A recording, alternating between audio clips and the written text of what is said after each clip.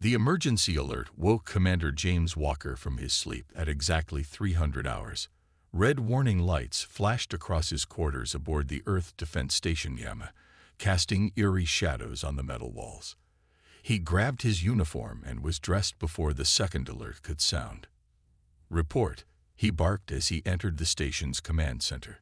The night crew stood around the main display screen, their faces lit by its blue glow. None of them spoke. They simply pointed at the readings. Walker's eyes widened. The radar signature was impossible. A ship bigger than anything humans had ever built was sitting at the edge of their space. But that wasn't what made his hand shake slightly as he leaned closer to the screen. The ship's identification beacon was broadcasting Earth military codes, codes that belonged to no known vessel in the fleet. "How long has it been there?" he asked, his voice steady despite the tension building in his chest. The war with the Meridian Empire had ended just 6 months ago. They couldn't handle another conflict so soon.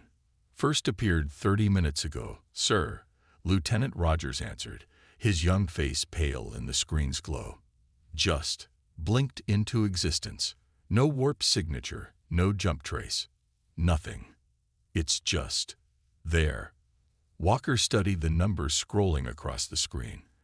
The ship was massive, at least 3 kilometers long. Earth's largest battleships barely reached 1 kilometer, but the energy readings were what really caught his attention. They were off the charts, showing power levels that should have been impossible with current technology. "Have you tried hailing them?" "Yes, sir. Multiple frequencies, all standard protocols. We get nothing but static in return." Rogers tapped a few commands into his console, and a burst of white noise filled the command center. But underneath the static, Walker thought he heard something else. A pattern, almost like. "Play that again," he ordered. "Filter out the high frequencies." The static came again, cleaned up this time. There it was, a repeating sequence of beeps and tones that made Walker's blood run cold. It was an old Earth distress signal, one that hadn't been used since before the war. But mixed in with it was something else, something that made no sense. "Sir," Rogers said, his voice shaking slightly. "The date stamp in that signal. It's from 300 years in the future." Before Walker could respond, another alert blared through the command center. The mystery ship was moving. Not toward them, thankfully, but changing its position with a grace that seemed impossible for something its size. The movement revealed more of its hull to their sensors, and the entire command crew gasped.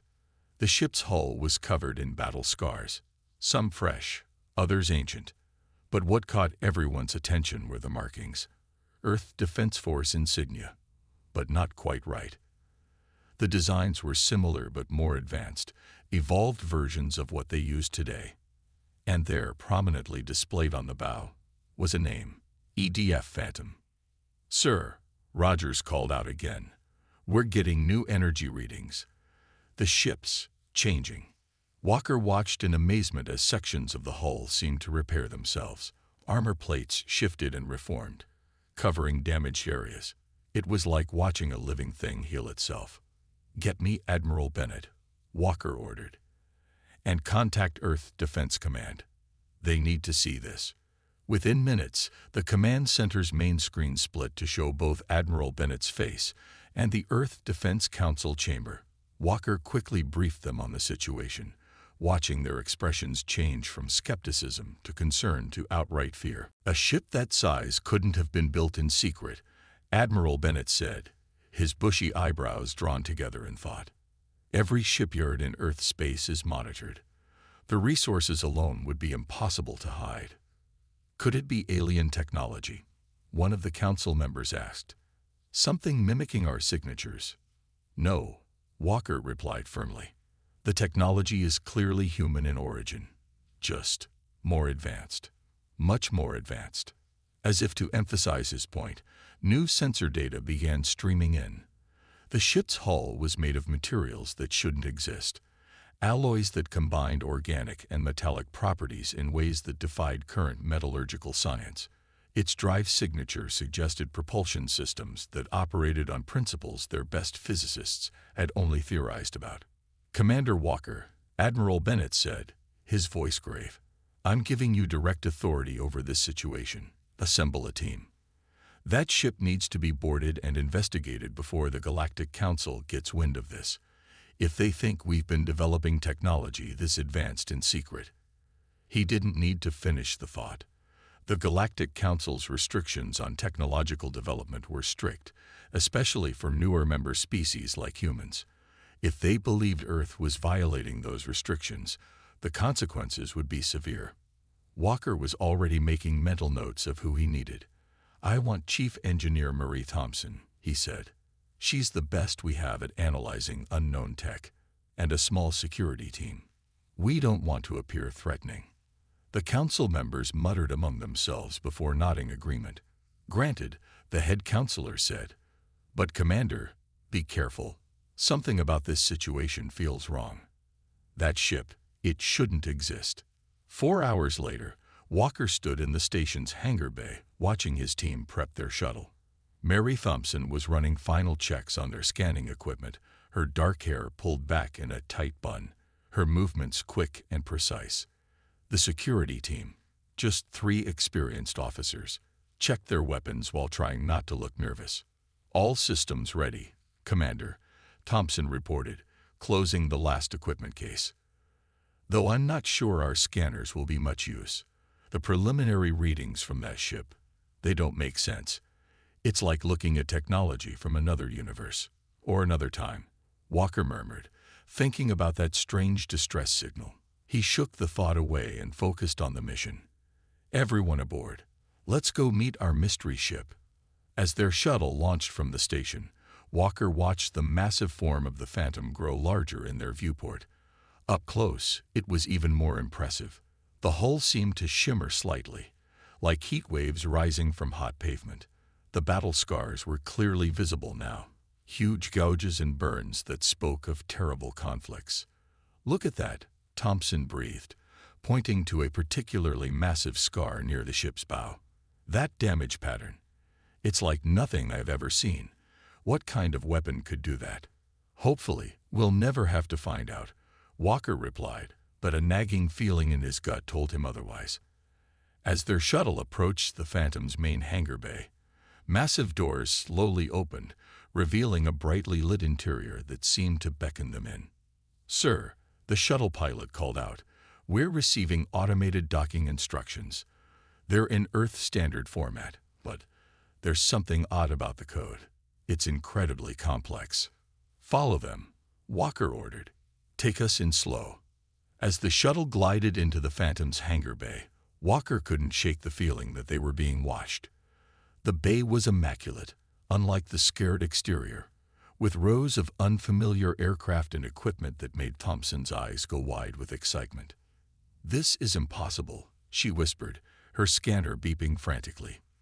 "These energy readings, this level of technology, we're centuries away from this." The shuttle touched down gently, and Walker took a deep breath. "Stay alert," he ordered his team. "We don't know what we're walking into."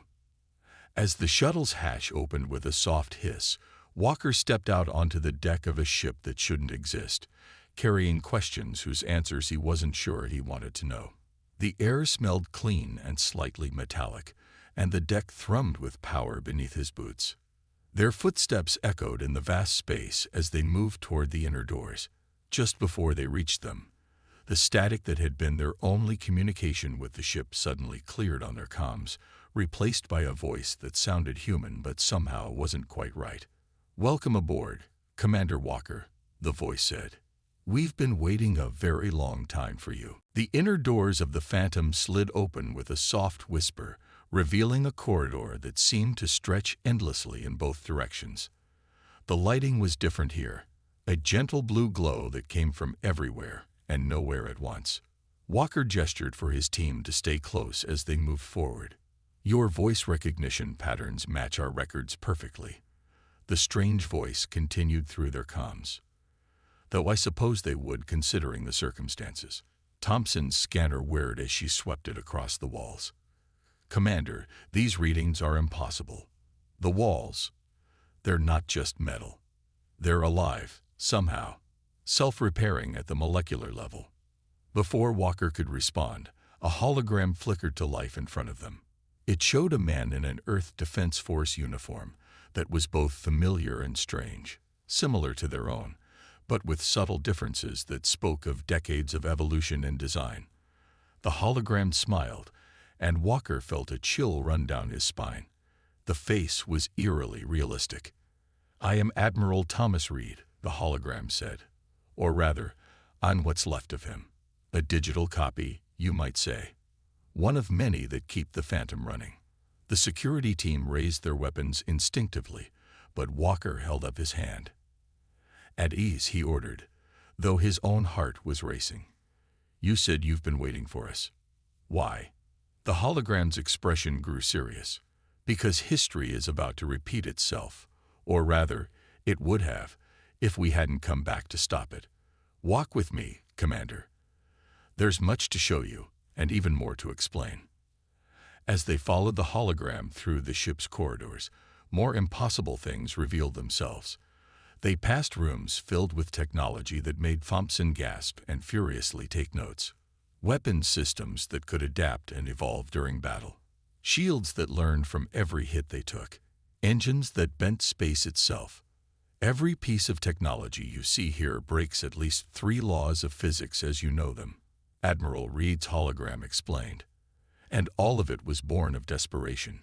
Necessity forced us to abandon old limitations, old ways of thinking. They entered what appeared to be the ship's bridge, but it was unlike any bridge Walker had ever seen. Instead of traditional control stations, the room was filled with swirling holographic displays and interfaces that seemed to respond to thought as much as touch. "The Galactic Council," Walker said, watching the displays dance with information he could barely comprehend. "If they discover this ship." "They already have," Reed interrupted. "Or they will very soon. Your sensors weren't the only ones that detected our arrival. But the Council's reaction is a minor concern compared to what's coming." Thompson, who had been quiet for most of the tour, suddenly spoke up. "These systems, they're designed to fight something specific, aren't they? Something that adapts quickly, that learns from every encounter." The hologram nodded, and the bridge's displays changed to show something that made Walker's blood run cold. It looked like a massive cloud of metallic insects, each one the size of a small ship, moving together with horrible precision. "We called them the Swarm," Reed said quietly. "They appeared first in the outer rim, barely noticed. By the time we understood what they were, it was too late. They consume everything in their path, ships, stations, entire planets, and use the materials to make more of themselves. Every time we found a way to fight them, they adapted. Every weapon we created, they learned to counter. But this ship is different," Walker said, beginning to understand. "It can adapt too." "The Phantom was our last hope," Reed confirmed. "A ship that could evolve faster than the Swarm, that could think and change and grow. We broke every rule in the book to build it, violated every restriction the Council had placed on us. And in the end, it still wasn't enough. Not in our timeline. But perhaps with enough warning, with enough time to prepare." A new alarm suddenly blared through the ship. The holographic displays shifted, showing a familiar sight. 3 Galactic Council warships dropping out of warp near the defense station. "Right on schedule," Reed muttered. "Commander, you have a choice to make. The Council will demand answers. They'll want to know what this ship is, where it came from, how it was built. If they learn the truth, they'll try to destroy us. They fear any technology they can't control." Walker watched the Council ships approach on the display. They were impressive vessels, each one nearly as large as Earth's biggest battleships. But compared to the Phantom, they looked like children's toys. "What exactly are you asking me to do?" Walker asked, though he already knew the answer. "Lie," Reed said simply. "Tell them what they need to hear. Because if they stop us, if they destroy this ship or lock away its secrets, humanity won't survive what's coming. The swarm is already on its way. In our timeline, they reached Earth space in less than a decade. We have that long to prepare to build more ships like the Phantom, to give humanity a fighting chance. Thompson, who had been examining one of the bridge's control interfaces, looked up. These designs, with enough time, I could understand them. Replicate them, even. But the Council. The Council's laws exist for a reason, Walker said, but his voice lacked conviction. He was thinking of the war they'd just fought, of how close humanity had come to losing even against a conventional enemy. If this swarm was half as dangerous as Reed claimed. The comm system chimed, announcing an incoming transmission from the Council ships. Walker looked at his team, saw the same understanding in their eyes. They had all sworn oaths to protect Earth, to defend humanity. Sometimes that meant making hard choices. I'll speak to them, Walker said finally. But first, show me everything. If we're going to do this, I need to know exactly what we're dealing with. Reed's hologram smiled, and the bridge's displays changed again, showing schematics and designs that would revolutionize human technology, if they dared to use them. Welcome to the future, Commander, Reed said. Let's hope we can change it. The next few hours were a blur of information and revelations. Walker learned how the Phantom's impossible hull worked, how its weapons could evolve mid-battle, how its AI crew could think and adapt faster than any organic being. He learned about the horrors of the future they were trying to prevent, about battles lost and worlds consumed by the endless hunger of the swarm. And when the Council representatives finally transported aboard, demanding explanations, Walker was ready. He told them a carefully crafted story about experimental technology and classified research, about a ship designed to test theoretical concepts. He watched their faces, saw their suspicion war with their desire to believe that humans couldn't possibly have advanced so far so quickly. They didn't believe him entirely. He could see that in their eyes. But they also couldn't prove he was lying, and in the complex dance of galactic politics, that was often enough. As the Council representatives left, Walker stood at one of the bridge's windows, watching their ships depart. Behind him, Reed's hologram flickered. They'll be watching us now, Walker said. Every move we make, every ship we build. Let them watch, Reed replied. We don't have to hide everything. Just enough. The seeds have been planted. The real work begins now. Walker nodded, thinking of all the changes that would need to be made, all the preparations that would have to begin in secret. They had a decade at most before the swarm arrived. A decade to turn humanity into something that could survive what was coming. He touched his comm unit, connecting to Earth Defense Command. This is Commander Walker, he said. Request immediate conference with the Defense Council. Priority 1. We need to talk about the future. The next 3 months passed in a blur of secret meetings and hidden preparations. The Phantom remained in orbit around Earth's moon, officially classified as a deep space research vessel. But inside its ever-changing halls, the real work never stopped. Walker stood in the ship's main laboratory, watching Thompson work with a holographic display of the Phantom's defensive systems. She had dark circles under her eyes, but her hands moved with excitement as she manipulated the complex diagrams floating in the air. It's brilliant, she said, not looking up from her work. The whole ship thinks like a living thing. Every time it takes damage, it doesn't just repair itself, it evolves, makes itself stronger. The next time it faces the same weapon, it's already prepared. Like antibodies fighting a disease, Walker said, remembering Reed's explanation. The AI Admiral's hologram appeared beside them, right on cue. Exactly, Reed said. We learned it from the swarm, actually. Every time we destroyed one of their units, the others would adapt. So we built a ship that could do the same thing, only faster. Thompson zoomed in on a particular section of the ship's armor. The metal itself carries memory at the molecular level. It's like nothing we've ever seen before, but I think we could reproduce it. Not exactly the same, but something close enough to work with.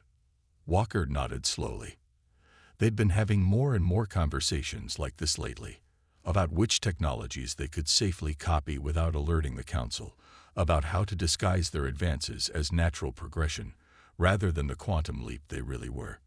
A soft chime interrupted them. "Commander," one of the bridge crew's voices came through the comm. "We're picking up something strange at the edge of the solar system. You need to see this." When they reached the bridge, Walker's heart nearly stopped. The main display showed a familiar sight.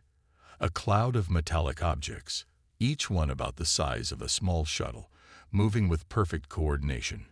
"It can't be," he whispered. "Reed said we had years." "It's not the swarm," Reed's hologram said quickly. "Not exactly. This is just a scout group, probably separated from the main body during their journey through dark space. But it's enough to give you an idea of what we're facing." The cloud of objects was moving faster now, heading directly for the outer colonies. Walker watched as they approached an automated mining station near Pluto's orbit. Within seconds, the station was engulfed. When the cloud moved on, nothing remained but floating debris. "They're learning," Reed said grimly. "Analyzing our technology, our defenses. Every bit of data they gather goes back to the main swarm. Then we need to stop them here," Walker said, "before they can report back." He turned to Thompson. "How much of the Phantom's weapons systems have you figured out?" "Enough," she replied, her fingers already dancing across the control interface. "But using them will attract attention. The Council. The Council doesn't matter anymore," Walker cut her off. "If those things reach Earth, if anyone sees what they can do, there'll be panic. We need to handle this quietly." Reed's hologram nodded approvingly. "The Phantom was built for exactly this kind of fight. Shall we show you what it can really do?" The next hour was like nothing Walker had ever experienced. The Phantom moved with impossible grace for something its size, its hull constantly shifting and changing as they approached the scout swarm. The enemy units detected them quickly, breaking off their attack on the mining station to face this new threat. "They recognize us," Reed said, his voice tight. "The basic pattern recognition must be built into all of them. They know we're dangerous." The first attack came like a wave of metallic insects, each one changing shape as it flew, transforming into living weapons. But the Phantom was ready. Its hull rippled, and suddenly thousands of tiny points of light erupted from its surface. Each light found a target, and where they hit, the swarm units simply stopped existing. "Quantum displacement beams," Thompson explained, her eyes glued to the tactical display. "They don't destroy the target. They remove it from our reality entirely. No debris, no radiation, no warning to the others." But the remaining swarm units were learning, adapting their approach. They began to move in complex patterns, making themselves harder to target. Some of them combined, forming larger units with stronger defenses. "Watch this," Reed said with a hint of pride. The Phantom's weapons changed in response, the beams of light transforming into waves of energy that rippled through space like water. Where they touched the swarm units, the smaller ones shattered, and the larger ones began to break apart. "The ship is learning too," Thompson breathed. "It's analyzing their adaptations and countering them in real time. This is beyond anything I imagined." The battle, if it could be called that, lasted less than 10 minutes. When it was over, nothing remained of the scout swarm, but a few scattered particles that would look like normal space debris to any observer. But Walker couldn't celebrate. He was thinking about what they'd just seen, about how quickly the enemy had adapted, about how these were just scouts. Somewhere out there, the main swarm was coming, and it would be millions of times larger than this group. "How many?" he asked Reed. "In the main swarm, how many are there?" Reed's hologram flickered slightly. "In our timeline. By the time they reached Earth, their numbers were in the billions. Each one capable of reproducing itself from any material it consumes, each one learning and adapting with every encounter." Thompson had already begun analyzing the battle data. The weapons worked perfectly, but they used enormous amounts of power. "We couldn't build enough ships with this technology to face billions of them." Not in time. No, Reed agreed. That's why we need to be smarter. The Phantom isn't just a warship. It's a template, a proof of concept. Its technology can be adapted, simplified, mass-produced. But we need to start now. Walker looked at the tactical display, at the empty space where the scout swarm had been. They'd won this battle easily enough, but the real war hadn't even begun. And somewhere out there, the main swarm was moving through the darkness between stars, growing, learning, preparing. He opened a channel to Earth Defense Command. "This is Commander Walker. We've just had our first contact with the enemy. Requesting immediate implementation of Protocol Omega." Protocol Omega was the emergency plan they developed over the past 3 months, a complete reorganization of Earth's military and industrial capabilities, disguised as a standard defense modernization program. Now they had proof it wasn't just theory. The threat was real, and it was closer than they'd thought. "It's starting," Reed said quietly, "just like before. But this time, we're ready. This time, we have a chance." Walker wasn't so sure. They'd won their first battle, but at what cost? The Phantom's weapons would have been detected by every sensor array in the system. The Council would have questions, and somewhere out there, the main swarm was coming. He looked at Thompson, saw the same determination in her eyes that he felt. They had work to do, and precious little time to do it. The future was changing, but whether it was changing enough remained to be seen. 6 months after their encounter with the scout swarm, Earth's orbital shipyards were working at full capacity. Walker watched from the Phantom's observation deck as another prototype vessel took shape against the backdrop of stars. It wasn't as advanced as the Phantom, but it carried enough of the future ship's technology to make it a formidable weapon. "That's the 12th one this month," Thompson said, joining him at the window. She looked tired but satisfied. "The production teams are getting faster. They're starting to understand the basic principles of the adaptive metals." Walker nodded, but his attention was on a different site, the Galactic Council observation ship that had taken up position near Earth's moon. It had been there for 3 weeks, watching everything they did. "They're getting suspicious," he said quietly. "The Council representative is demanding another inspection of our facilities tomorrow." "Let them look," Thompson replied with a small smile. "The outer hulls are all standard alloys. Nothing that breaks their precious regulations. They can't scan deep enough to see what's underneath." The Phantom's internal sensors pinged, and Reed's hologram appeared beside them. "We have a problem," the AI Admiral said without preamble. Long-range detection grid just picked up something. Multiple signals, approaching from the direction of the Carina Nebula. Walker's blood ran cold. "How many?" "Thousands. Maybe millions. They're still too far out for exact numbers. But the pattern matches what we saw before.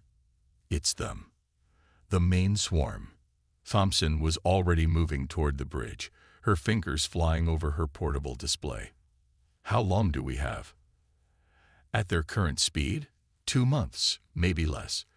They're moving faster than they did in our timeline.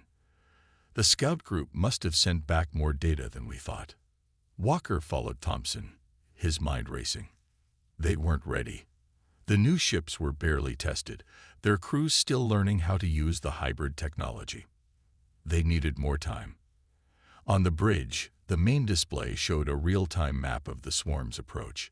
It looked like a massive dark cloud moving through space, consuming everything in its path. As they watched, it engulfed a small rogue planet that had strayed too close. Within minutes, the planet was gone, its mass converted into more swarm units. "We need to warn the Council," Walker said finally. "We can't fight this alone. If we tell them everything, they'll try to stop us," Thompson argued. "They'll say our technology is too dangerous, that we're violating their laws. They might even try to shut down our shipyards. Better to ask forgiveness than permission." Reed's hologram added, "In our timeline, the Council debated for months while worlds died. By the time they decided to act, it was too late." A new alert flashed across the display. The swarm had changed course slightly, moving to intercept a small colony world in their path. 5,000 human settlers lived there, unknowing of the danger approaching them. Walker made his decision. Navigation, set course for the colony. Maximum speed. Thompson, I want every weapon system at full power. Reed, send word to Earth. Tell them to begin full evacuation of the outer colonies. Priority 1. The Council ships will detect our movement, Thompson warned. Let them follow if they want, Walker replied. They're about to see exactly what the Phantom can do. The massive ship moved with its usual impossible grace, crossing the distance to the colony in hours instead of days. As they approached, the swarm detected them. The cloud of living machines changed shape, forming into attack formations they'd seen before. But this time was different. This time, there were millions of them. Multiple Council ships dropping out of warp, the sensor officer reported.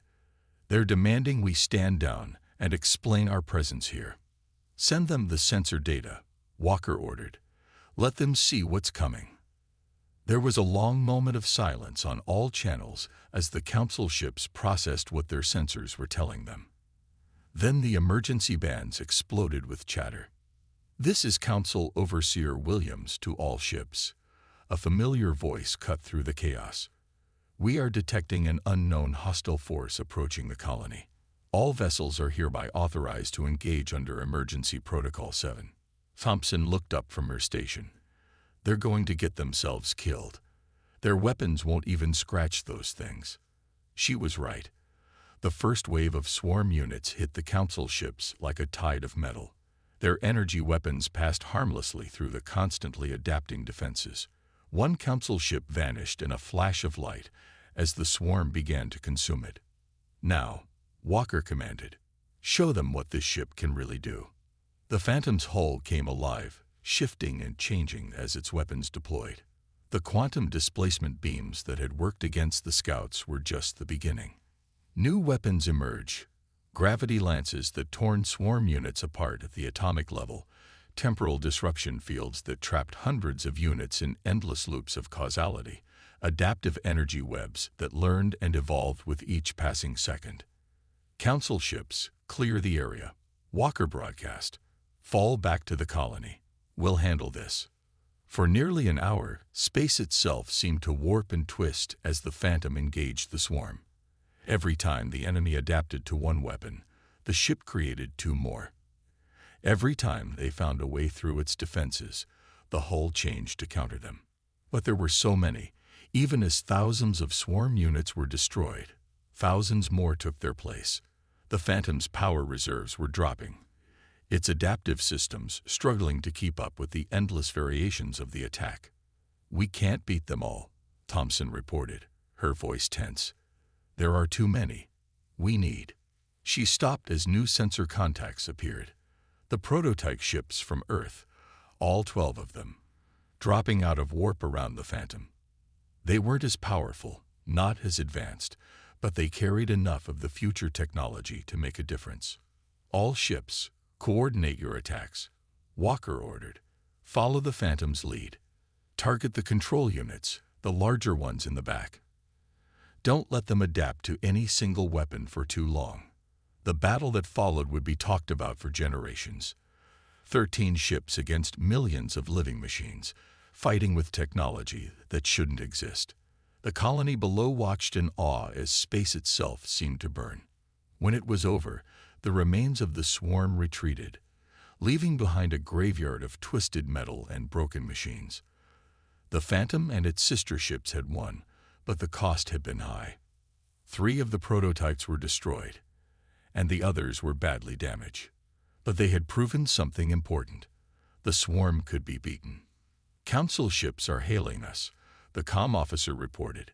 They're demanding explanations, and Earth Defense Command is reporting multiple new swarm signatures approaching from different vectors. This was just the first wave.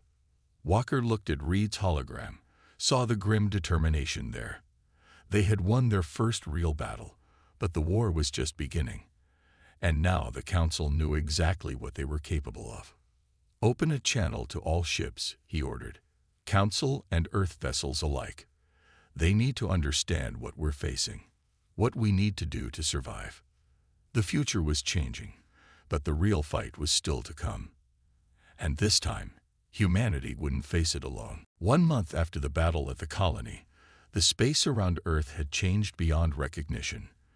The orbital shipyards now worked around the clock, protected by a mix of Council and Earth ships. The secret was out, and survival had become more important than rules and regulations. Walker stood in the Phantom's war room with both human and Council representatives, studying the massive holographic display of the galaxy.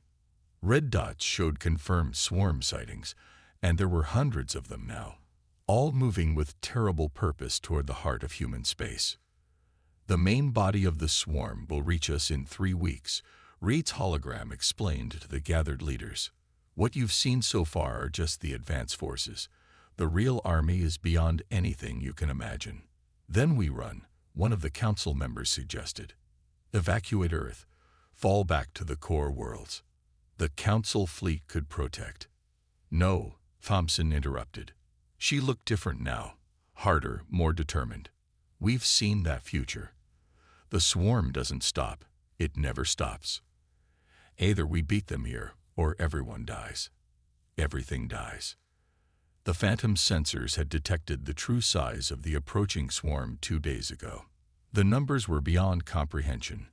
Billions upon billions of living machines stretching across light years of space. They had consumed entire star systems on their way to Earth, growing stronger with each world they destroyed. The new ships are helping, Walker said, gesturing to the display. Dozens of green dots showed the positions of vessels built with the Phantom's technology. But we need more. We need everything you can give us. The Council representatives looked at each other. For a moment, Walker thought they would refuse. Then the head counselor stepped forward. The laws that restricted your development were made in a time of peace, she said slowly. They were never meant to prevent you from defending yourselves. The Council hereby grants Earth unlimited emergency authorization to produce and deploy whatever weapons you need to stop this threat. Walker nodded grimly. We'll need more than weapons. The Phantom has shown us that the only way to beat the swarm is to be more adaptive than they are. We need to change how we think about everything. Ships, tactics, even space itself. The next 3 weeks were a blur of preparation and innovation. Every shipyard in Council space was redirected to build vessels with the Phantom's adaptive technology. Thompson worked with engineers from a dozen worlds, teaching them the principles of self-evolving systems and living metal. The Phantom itself underwent constant modification, its AI crew pushing the limits of what was possible. Each encounter with swarm scout forces gave them new data, new ways to fight back. But would it be enough? Walker found Reed's hologram on the observation deck the night before the swarm was due to arrive. The AI admiral was staring at the Earth below, its holographic form flickering slightly. In our timeline, Reed said without turning, the sky was black with them. They came all at once, overwhelming everything we had. We never stood a chance. This time is different, Walker replied. We're ready for them. We're united. The defense plan was unlike anything in military history. 500 ships with varying levels of adaptive technology, arranged in a sphere around Earth. The Phantom would lead the main battle group, while smaller squadrons would target the swarm's control units. Every ship was connected through a network that would let them share adaptations and innovations in real time. The swarm arrived exactly when predicted, dropping out of faster-than-light travel in a wave that seemed to darken the stars themselves. Sensors across the system screamed warnings as millions, then billions of hostile contacts appeared. All ships, battle positions, Walker ordered from the Phantom's bridge. Remember your training. Don't stick to any one attack pattern for too long. Keep moving, keep adapting. We are not dying today. The battle began with a roar of weapons fire that lit up space like a new sun. The swarm came in fast, but the defending ships were ready. Adaptive shields flickered and changed, absorbing attacks that would have vaporized normal vessels. Living metal hulls shifted and flowed, presenting different targets every second. "They're trying to break through Sector 7, Thompson reported from her station. "The Council ships there are holding, but their adaptive systems are still basic." "Phantom actual to Sector 7, Walker commanded. "Fall back to secondary positions.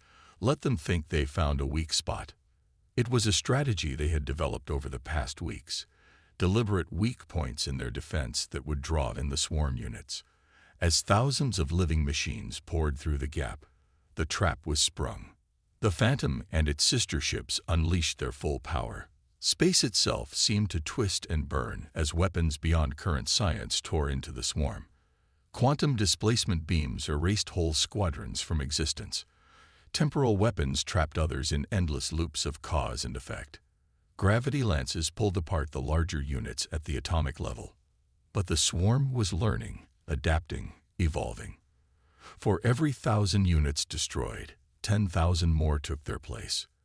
The defending ships were taking damage now, their adaptive systems struggling to keep up with the endless variations of attack.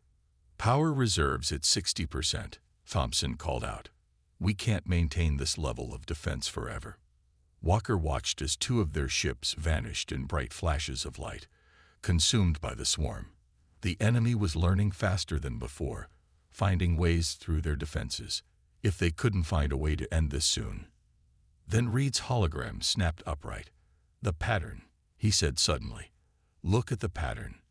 Walker saw it too. The swarm wasn't just attacking randomly. They were moving in a complex but recognizable sequence, like a dance or a piece of music. "It's a language," Thompson breathed, her fingers flying over her console. "The way they move, the attacks, it's all part of a larger pattern. They're not just fighting us. They're trying to communicate." "Can we respond?" Walker asked. "Better," Reed replied. His hologram flickered as he connected directly with the Phantom systems. "We can sing their song back to them." The Phantom's weapons changed again, but this time they didn't just destroy. Each blast, each energy pulse, each gravitational distortion was part of a larger pattern. The ship wasn't just fighting anymore. It was speaking in the swarm's own language. Other ships picked up the pattern, adding their voices to the symphony of light and energy. For a moment, everything seemed to pause. The swarm units stopped their attack, hanging motionless in space. Then something impossible happened. The swarm began to change. Individual units started breaking apart, reforming into different shapes. The cloud of living machines pulled back, creating a space between themselves and Earth. "They're evolving," Thompson said in wonder. "Not just adapting to fight, but actually changing what they are." The swarm units were transforming, becoming something new. The mindless drive to consume and destroy was being replaced by something else. Curiosity, intelligence, even creativity. "We didn't just show them how to adapt," Reed said quietly. "We showed them there was more than one way to evolve." The battle ended not with a final explosion, but with a beginning. The swarm withdrew, not in defeat but in transformation. They left behind a changed galaxy, one where humanity had proven itself capable of not just surviving, but teaching even their greatest enemy a new way to exist. The Phantom hung in space above Earth, its impossible hull reflecting the light of a new dawn. Walker looked at his crew, human and AI alike, and smiled. They had changed history, not just by fighting, but by finding a way to communicate, to understand, to grow. "Well," he said to Reed's hologram, "what do we do now?" The AI Admiral smiled. Now we build the future, together." And in the depths of space, the transformed swarm moved outward, carrying with them the lesson they had learned from a ship that shouldn't have existed, that the greatest evolution comes not from destruction, but from understanding.